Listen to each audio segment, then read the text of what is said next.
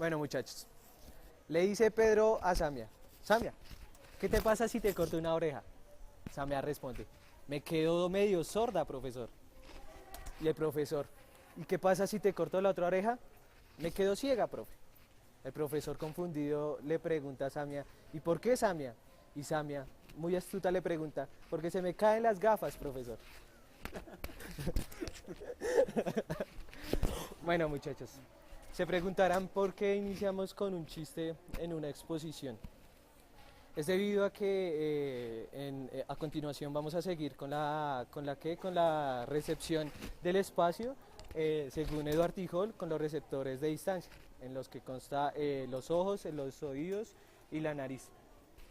En primera medida, lo que busca Eduard Tijol es verificar la importancia que tienen los sentidos para la adaptación de cada organismo, lo cual está ligado a la evolución de cada uno en su medio, lo cual ayuda a estos a la percepción del mundo.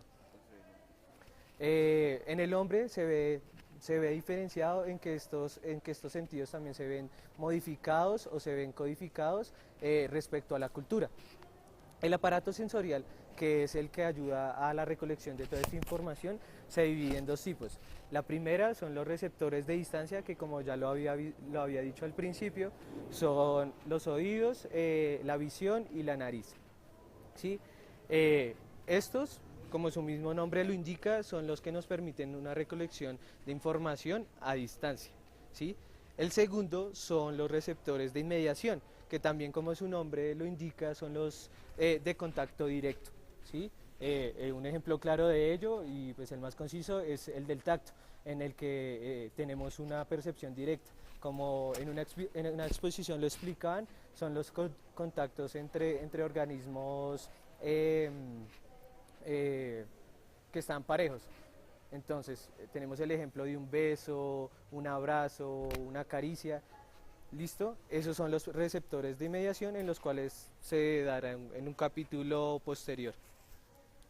Luego, seguimos con el espacio visual y la comparación con el espacio auditivo, en donde lo primero que hay que decir es que la visión es el sentido más desarrollado y más especializado a la hora de concentrarse en una sola información. ¿Esto qué quiere decir? Que la visión tiene la posibilidad de seleccionar la información con respecto al mundo en que lo rodea. No, Reflexionar y racionalizar la información.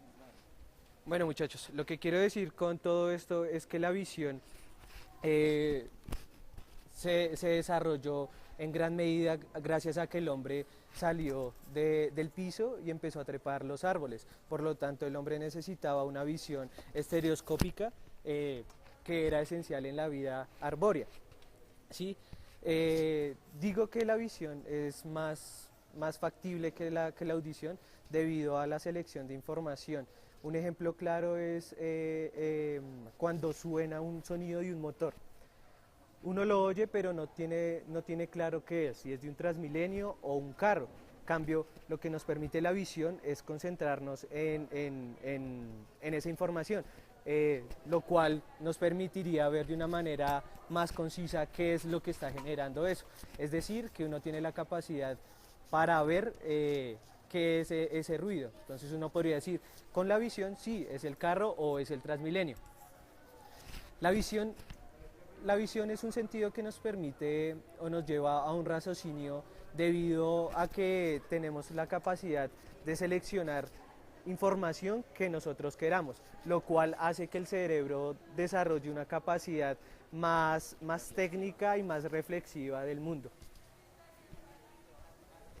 Otro ejemplo claro de esto es una conversación con una persona. En una conversación uno tiene la capacidad de escuchar a la otra en una distancia de 6 metros. Sin embargo, con la visión uno tiene la capacidad de ver a una persona a más de 100 metros. ¿Esto qué quiere decir? Que la visión es un sentido que abarca una mayor distancia y abarca también una mejor selectividad de la información. Bien, para continuar con lo que mi compañero Cristian estaba hablando, Hay dos cosas importantes que hay que aclarar y es el tipo de prolongaciones que de estos receptores el hombre ha hecho. Así como ambos sistemas son de complejidad distinta, en sus prolongaciones también las conservan. Por ejemplo, la radio, al igual que el sentido del sonido, de la audición, fue inventada primero que la televisión y es mucho menos desarrollada técnicamente, menos compleja que la televisión.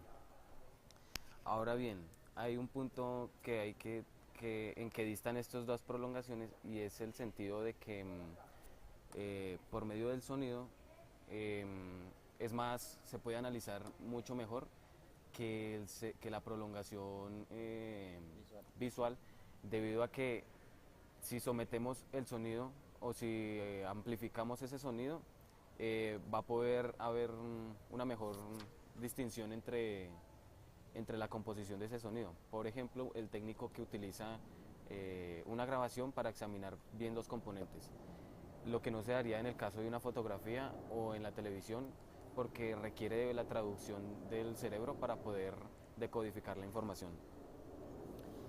Eso por el lado de las prolongaciones. De otro lado, hay un principio o un término que se conoce como el efecto de la incongruidad. Bueno, como incongruidad entendemos que es algo que no coordina y que no hace parte de una cosa de la otra en el sentido en que debería ser. Por ejemplo, en este caso nos estamos refiriendo a la incongruidad entre el espacio auditivo y el espacio visual. Lo que ilustra de manera eficiente este principio es un ejemplo cercano acá en la universidad. Por ejemplo, en la biblioteca se observa con claridad que espacio visual y auditivo no corresponden de la forma en que debería ser. Mientras el espacio visual es un espacio calmado y sin ningún tipo de alteración, el espacio auditivo está muy alterado, donde transcurren muchos eventos que imposibilitan esa concordancia. Es decir, cuando el individuo se encuentra sumergido en esta situación, se va a encontrar sumergido en dos situaciones perceptuales distintas. Por un lado, se encuentra la visión o el espacio visual, en donde es un espacio calmado. De otro lado, el espacio auditivo, la percepción auditiva va a ser una percepción muy acelerada y con muchos cambios en el ambiente que imposibilitan esa congruencia. A continuación vamos a hablar del tercer receptor de distancia, que es el olfato, el cual, en contraste con la visión, que fue el último en desarrollarse en el cerebro humano, el olfato pertenece al cerebro más primitivo del cerebro de nuestra especie. Por lo tanto, este obedece a razones más bien instintivas y no reflexivas y racionales. Lo que quiero decir con esto es que en cierta parte el olfato no hace una discriminación ni una selección de la información que recoge a través de él. Por lo tanto, nos vemos expuestos a oler todo lo que nos rodea en nuestro espacio o terreno en el que estemos ubicados. Asimismo, esta decodificación se ve muy ligada a lo cultural, es que los olores que son bien para nosotros es lo que identificamos como lo bueno, lo saludable, y en contrario, lo que identificamos como malos olores culturalmente lo empezamos a asociar como lo malo, lo insano, y lo que nos afecta en cierta medida en malas formas. Por otra parte, para explicar esto mejor, en otras palabras, un buen ejemplo sería nuestro lugar de vivienda. Culturalmente nuestra casa no solo está dividido en ciertos lugares como dice Tijol, sino que cada lugar tiene un olor característico. Y esto lo podemos ver, por ejemplo, si entramos a una vivienda, lo primero que podríamos encontrar generalmente es una sala. En la mayoría de estas salas los olores son armoniosos, y más bien porque se trata de adornar con flores y olores, porque es el lugar donde van a concordar varias personas. Asimismo, si pasamos a la cocina, en este vamos a sentir olores totalmente asociados a lo que es, valga la redundancia, la comida, todo lo que va con respecto a la alimentación, y olores de gustos de comidas. Si pasamos a otra parte de la residencia, podríamos encontrar la habitación, que donde vamos a encontrar olores muchos más íntimos a la persona que duerme allí, y más un lugar, un espacio más determinado por el olor de la persona que reside ahí, que reside en este lugar, en la habitación. Y por otra parte, finalmente, si llegamos si hacemos el recorrido hasta el baño, nos vamos a encontrar directamente con otro tipo de olores pertenecientes y característicos de lo que sería un baño en general, y los cuales asociamos directamente con lo que es la higiene. Para terminar, es importante recalcar que el olfato es un sentido totalmente químico, lo cual, visto desde Tijol, nuestra involucración, nuestros olores nos involucran de una manera totalmente emocional con el espacio en el que estamos, y asimismo con otros organismos alrededor nuestro. Por otra parte, es el olor, estos químicos tan fuertes que se instauran en lo más profundo de nuestra experiencia, y funciona a manera mucho más selectiva en la manera en que tratamos de salvar recuerdos. Por ejemplo, es muy difícil que una persona pueda olvidar el olor de un chocolate, de un café, y al recordar un olor como el del chocolate y el café, puede llegar a un momento totalmente único y salvaguardado por su memoria en el pasado, y revivir este momento. Eso es lo que Tijol nos dice a partir sobre el receptor de distancia, el olfato.